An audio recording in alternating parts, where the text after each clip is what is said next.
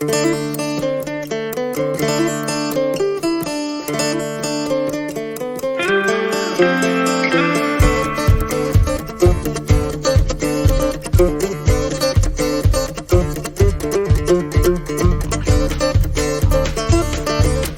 to the Hay Kings podcast, sponsored by Vermeer, your expert in hay and forage equipment. Today we're joined by Jerry Banstra, Senior Technical Service Support Specialist in the forage department at Vermeer. Jerry's going to talk to us about preseason maintenance and the importance of maintaining your equipment. Welcome to the show. Thank you, John. So tell us a little bit about yourself. It kind of sounds like you might bleed yellow. Well, I tell you, I grew up a couple miles south of the factory here, south of Pella, Iowa.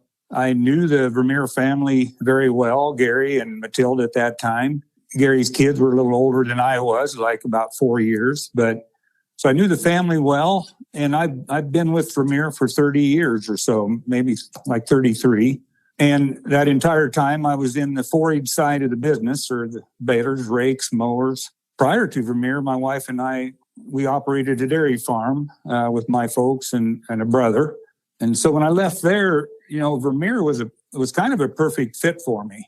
I still was getting out on the acres, still operating equipment and tractors. And, most of the skills that I learned as far as repairing and working on equipment came from my, being raised on the farm. So at Vermeer, I worked my way through assembly and production. And then I was in engineering for a while. In 2006, I went into the service department, working with our dealers and their customers, helping them get along in their business and answering and supporting their questions. It sounds like you've done just a little bit of everything, and you have that strong farm background to know what's good engineering and what's not. You might say that, yes. We want to dive into some preseason maintenance stuff today. It's getting to be that time of year where if you haven't been through the equipment, you really ought to have been. Give us an overview, the big picture on preseason maintenance, and maybe why it's extra important this year. Preseason maintenance is easier said than done. Everybody's busy. Everyone's got more to do than what they can do, it seems like. Mm-hmm. But Vermeer has offered a program, and we call it postseason maintenance. Preseason or postseason, I think the reason for that is postseason is after the season's done, let's get the equipment cleaned up. Let's start talking about preseason already at postseason. And that program utilizes check sheets. So the dealer follows a check sheet going through the operator or the customer's equipment. We pay the dealer to do that. The goal of that program is to open up the communication again between the dealer and the producer and get that maintenance done sooner as later, you might say. Now, in our department, we talk about the 2 R's. And what I mean by that is when you put your equipment away last fall and it worked fine, and you get it out in the spring and it doesn't work. Well, we go, you have the 2 R's. You have rust or rodents. And you don't want that. So, later in the podcast, we may talk about the importance of keeping equipment clean. But so we stress clean your machines off daily. Mm-hmm. And for sure after the season with compressed air. We don't talk much about using high pressure washers or things like that. Mm-hmm. You certainly could, but that brings on some other issues. And when you're working with that dealer, you need to decide what work you can do or what the work you want the dealer to perform. Everybody has different skills, different places to work and shops and things like that. So, and I also might add here that the first item on our check sheets is to make sure that all safety shields are in place. So we stress safety here at Vermeer, and we want our consumers and customers to be safe. I want to back up to your compressed air comment. Getting a leaf blower, even a handheld, but I have a couple of handheld leaf blowers and a backpack leaf blower. Mm-hmm. And then I know there's folks that have big portable air compressors that work even better yet. But that made me a way better farmer. and we make it a practice to clean everything off at night and do an inspection. So if we find something that's broken, we have a little time to send somebody to town after parts in the morning. Yeah, I would say our dirtiest machine is probably the self-propelled baler in corn stalks. Mm-hmm. And so what we found works the best for us is get that 6-foot aluminum air gun so that you can stand back a ways. We always, which way is the wind blowing from? Yeah, long nozzle. But even then, it's still important to keep that dirt and stuff out of there. What happens at night is when the machine is warm, as it cools off, it's going to draw moisture. Sure. And that's just what all equipment does. Even mower gearboxes, will draw moisture at night when you park them when the gearboxes cool off, and they have vents. Yeah. So moisture can get into them. I started to ask you why preseason maintenance is so important. Well, it's always been important because we don't want those surprises in season. We want, when we start, we want to finish. So that's number one is, just be ready for the season so that there's no surprises. The other thing in this day and age, I think this current economic climate that we're in is driving us to be more prepared than we used to be. Mm-hmm. And what I mean by that is you don't want to have a breakdown in season and then find out that you can't get that bearing for a week or 10 days. Or the shipping to get it sent to you overnight is more than the cost of the part itself. Mm-hmm. And so just being prepared, getting that out of the way, making sure that you're prepared just eliminates a lot of frustration.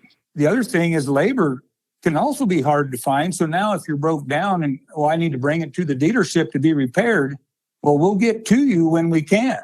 And then you're renting equipment, you're calling a neighbor to see if he'll help you and those kinds of things. So there's just a lot of benefits to being prepared and getting that maintenance out of the way as soon as you can. How does that preparation keep your equipment running in the long term?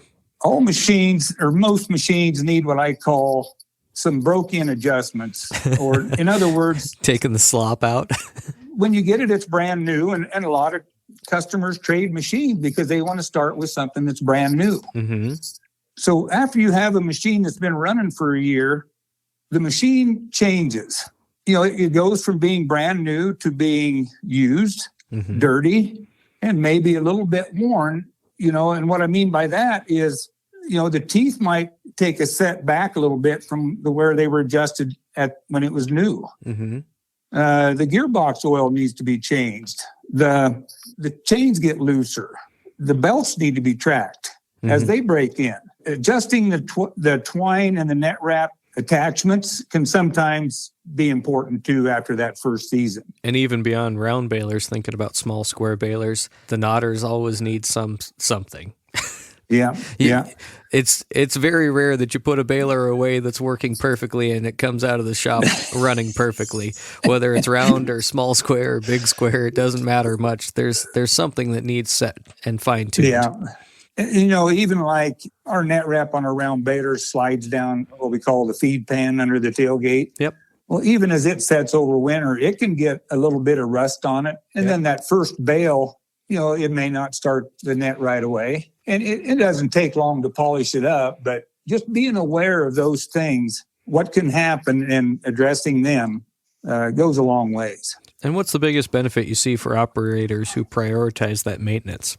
Well, the biggest thing that we see in our department when people or our dealers or customers call in with an issue on a machine is we try to get it back to the way that it was built and designed.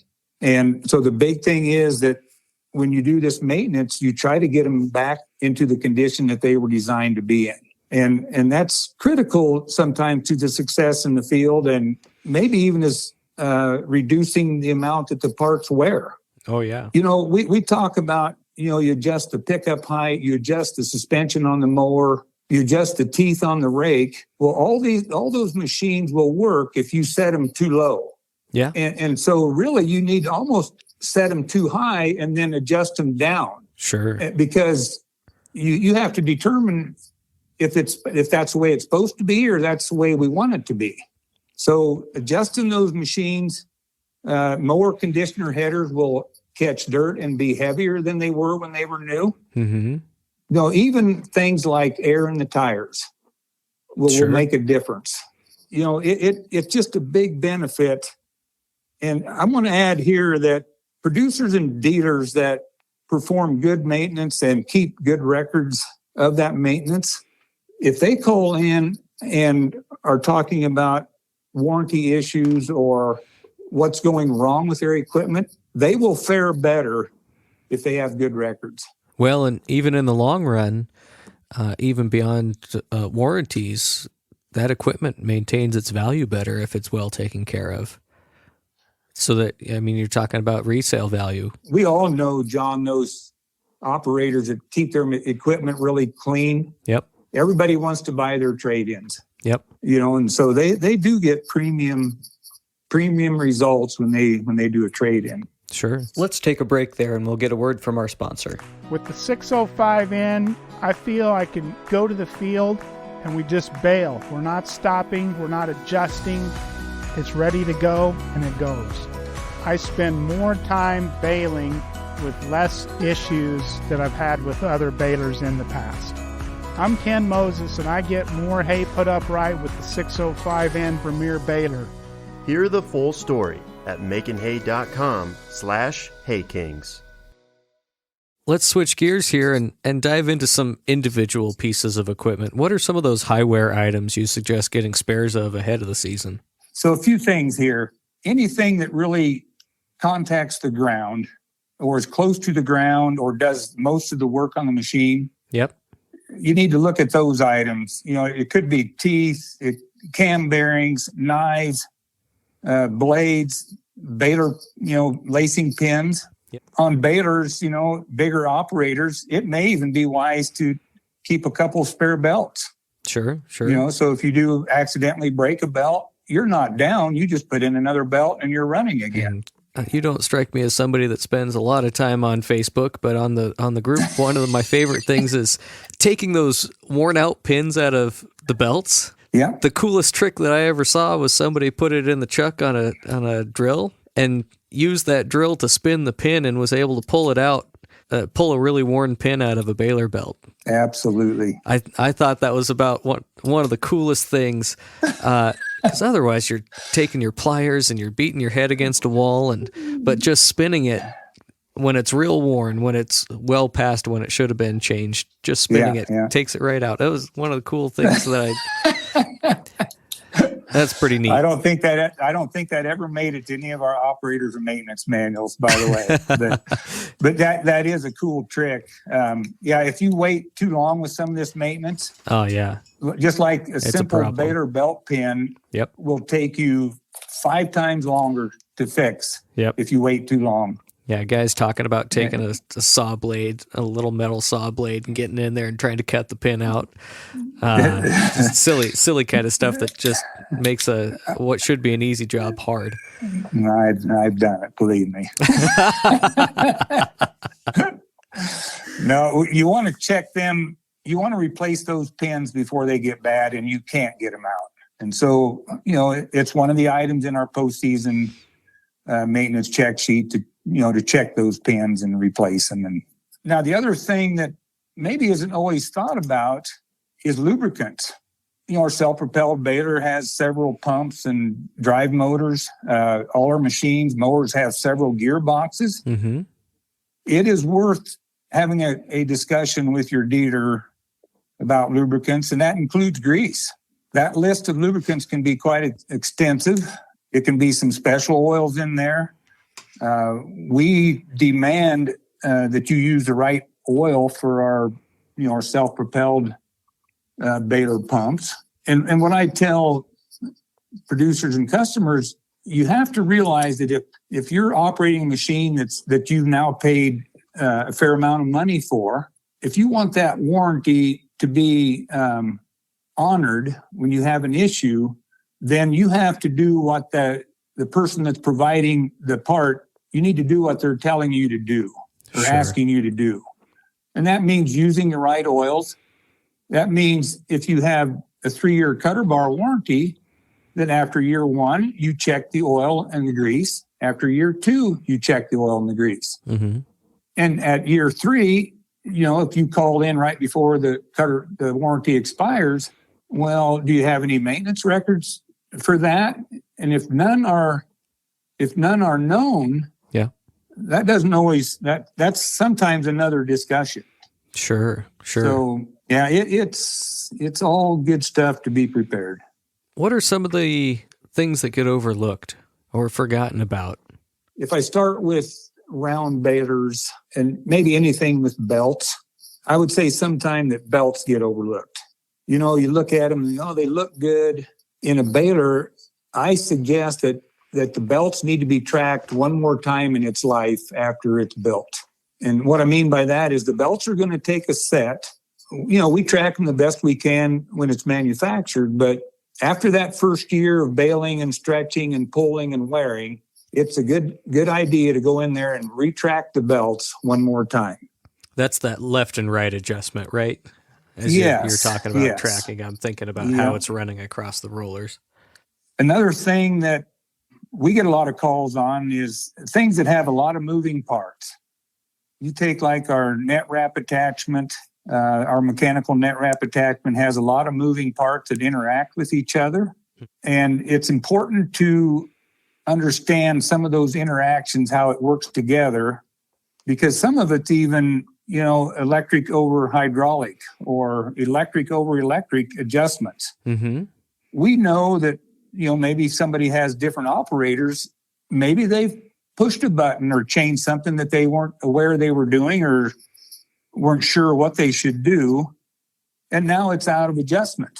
So some of those things are really important to look at. The twine tie is a little bit more straightforward, but even that, just need to make sure that your settings in the monitor are what you expect them to be or that they're set correctly. Yeah, it doesn't take very much to make a big difference, right? And if you don't know that something was changed, it can cause problems. So double checking that it's all set correctly right at the beginning. So, bail size is one of those things. As the belt stretch, your bail gets bigger. Yep. And a operator may be making too big of bales and not even know it. And pretty soon his belts are rubbing on the frame of the hinge up top, and we're putting pressure. And the sensor's not catching it. The sensor's not catching it yet. So some of our balers are quite advanced. We have tailgate speed functions that are electric over hydraulic. Auto start advanced, where the tie system starts ahead of the full bale.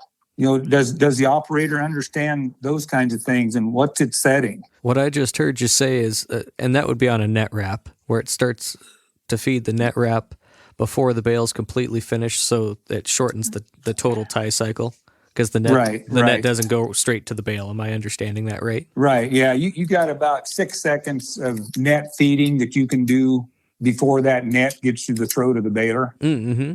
And then, so you can bale for up to 6 seconds while the net wrap attachment is running. And, it doesn't sound like much, but you take 300 bales times 6 seconds and it adds up at the end of the day. Sure, absolutely. I kind of want to do that math. Divided by 60. Oh, that's an extra half an hour in a day. You start thinking about what things that get overlooked is, even your rake. People magically think that the hay just goes in a round baler and it makes a round bale. But in a machine that has 6 or 8 belts, let's say, yep, if I'm presenting a 5 belt wide windrow to that machine and I'm weaving back and forth, the middle 2 belts get double hay every time you weave. Sure. And pretty soon you've got a bale that doesn't weigh as much as it should.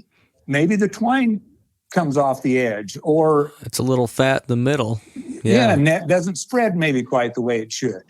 Even rake adjustment on mowers, the hydraulic suspension. Again, if you don't understand it or it's not set correctly, you're going through the field and the weight of the mower is heavier than what it should be. And pretty soon you're wearing discs out prematurely, or you're going through blades quicker than skid plates or all those wear items that run right on the dirt.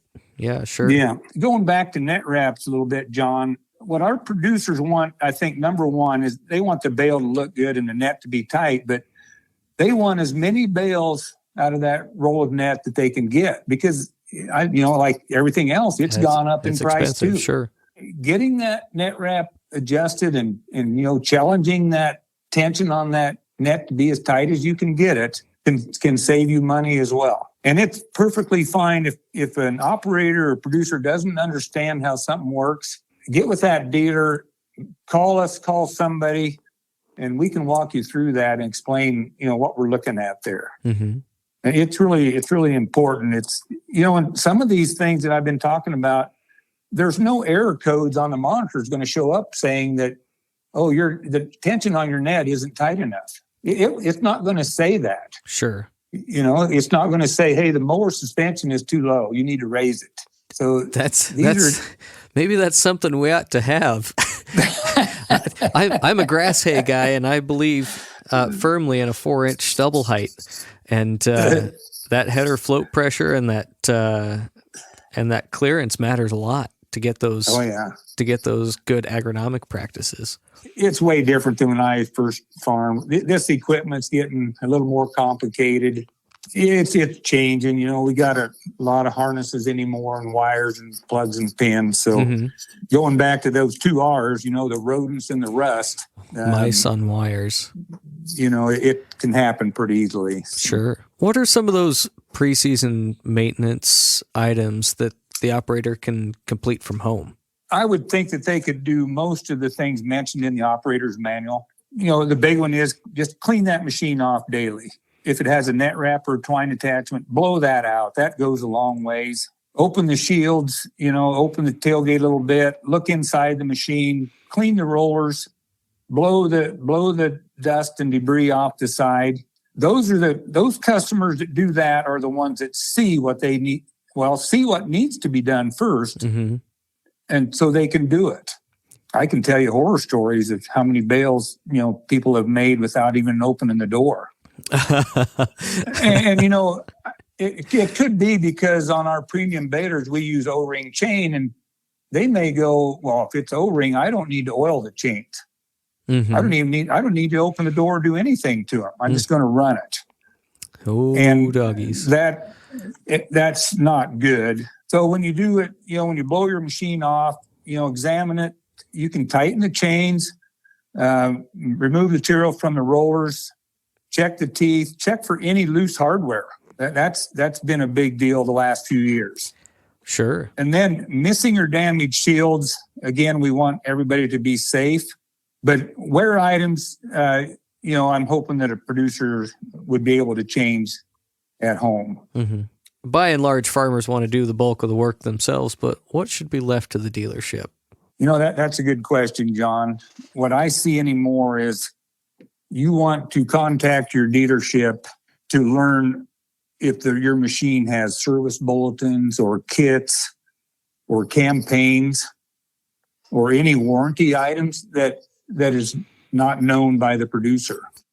I really think that's important to make that contact with that dealer and ask about your machine. Is there any changes to it? Have any campaigns come out? And you certainly want to share with them any issues that you've had. I have a horror story I want to share that a friend of mine has a tractor with the engine out of it right now, and this isn't a small tractor, and there was a campaign to add a special oil to the engine because there was a seal that was failing, and you can already tell where this is going. And and my friend just bought this tractor here recent, and they didn't know about the campaign, and they missed the end of the campaign by 6 or 9 months, just as the engine went out. And they're putting a $50,000 engine into their tractor right now because they missed the campaign. That's when you get down on your knees and you beg and pray and can you help us with right. But yeah, and again it kind of goes by our busyness, what excuses are we going to use for not doing some of the things we should? But and I get that. I understand that completely. Some of the repairs we got that take special techniques or tools or special lubrication you might want to leave to your dealer. Sure. So you don't have to stock them. Now, one thing, the self-propelled baler with, we want to run ISO 68 oil in the reservoir. We recommend there that, you keep that oil out on the farm. To keep it topped up, right? Well, yeah, if you run out of oil, you're not going to run to the dealer at midnight to get oil. So we recommend to our dealers, order oil for that machine and store it at the customer's place.